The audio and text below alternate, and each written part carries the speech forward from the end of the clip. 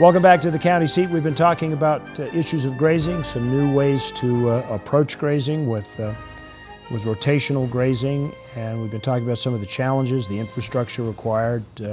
It's not just putting up a new fence and saying you're only here for 30 days, pay your rent and move out. A little more complicated than that. I would like to take a little bit of time to talk about the importance of grazing in the state of Utah and grazing on public lands in particular. It seems to me that I'm hearing more and more these days environmentalists complaining that we've got more grazing than we've ever had. We got to retire grazing permits. We got to buy them. We got to take them off the market because we're being overgrazed. Is that really a true reflection? Because it doesn't seem to me that we've expanded grazing. I don't see the number of cows in a high country I used to. We've had a huge decline in permitted AUM since 1940. BLM and Forest Service each had about 1.7 million permitted AUMs for livestock grazing in 1940. By the time it dropped a million by 1960, and then it dropped another million between 1960 and now. So currently on BLM in Utah and on Forest Service in Utah, about 600,000 AUMs for each of those agencies. So, what our technical committee says when they are providing science advice to us on public land is that we're not overstocked, we're undermanaged. And so, that's part of the impetus for all of this, is that we would like the opportunity to really demonstrate that we can run at the current stocking rate and dramatically improve resource health at the same time, improve wildlife opportunity. Do you think that there is a possibility that by using this kind of grazing technique that you can actually maintain the health of the land and actually increase your stock load a little bit? Absolutely. Again, back to our example at Deseret, the stocking rate over a 30-year period of livestock nearly doubled. At the same time, the elk population went from 1,500 to 2,400. Antelope went from 0 to 700, and now I think is at about 850, and became an important global bird area designated by Audubon. You can see more birds in one day on a cattle ranch than any other place in the state. I have heard about that, that the Audubon Society picked Deseret as one of the best places for birds. So you think about that. I mean, you think about all those mouths that are considered so evil by lots of folks, but managed properly, they actually become a tool to create opportunity for better vegetation and for basically a buffet for wildlife. In other words, you graze it down, it has the opportunity to grow back, and so a doe antelope in August that's preparing to breed in September has 2 eggs instead of 1, and has twins because they're able to have that high quality nutrition. One of my really biggest concerns generally all the way across the board that I think about a lot is that as we go forward and our population grows, how do we provide food when available land is shrinking? And the only answer to that is good science. But my question remains, and this is the postulated question, if you can manage better and the land is healthier with a higher stock load and the wildlife population also is improving, isn't that a very clear indication that we should actually be back to increasing AUMs again? Absolutely. Yeah, absolutely. I mean, the reality is that if you manage based on these scientific principles, you actually can make the pie bigger. It isn't a matter of what we're typically doing on public land now, chopping it up into littler and littler pieces that are hard to manage.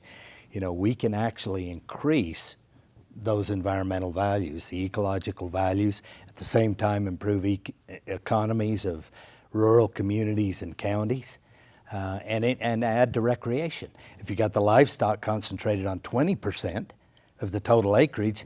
The other 80% is available for recreation without interference by livestock. Good point. Boy, this seems like a win-win for everybody.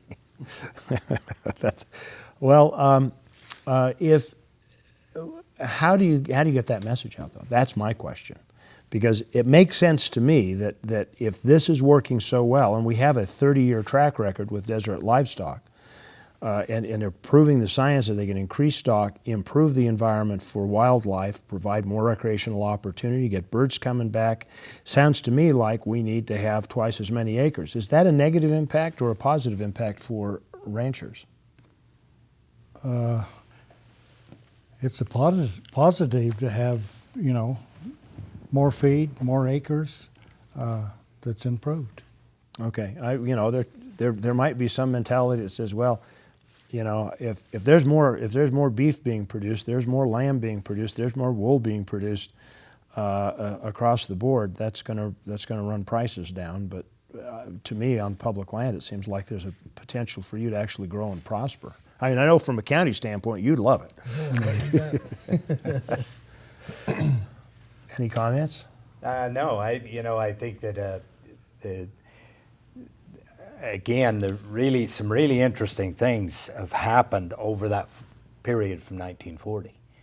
A whole bunch of the reduction was in sheep, and so we actually changed from 74% of the forage was being eaten by sheep, and 26% by cattle. Till you get to today, 21% is being eaten by sheep and 79% by cattle.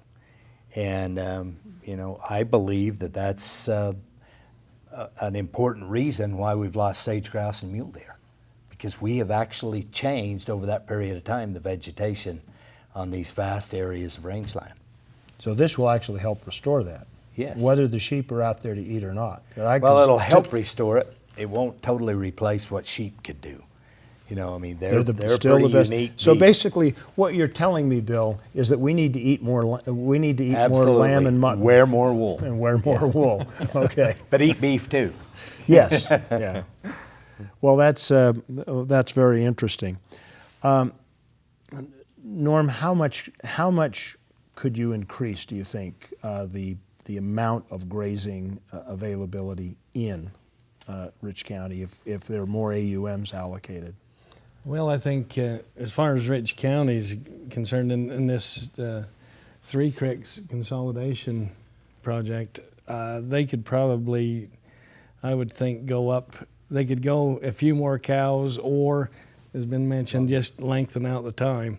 And I think that's what most of the producers are looking at is not so much, they're more interested in protecting their ranching operation so they can pass it on to their children and have it so they can continue going and not lose it. And if they cut the AUMs and they have to start buying feed, they won't be able to stay in business, the smaller operators. They'll have to go out.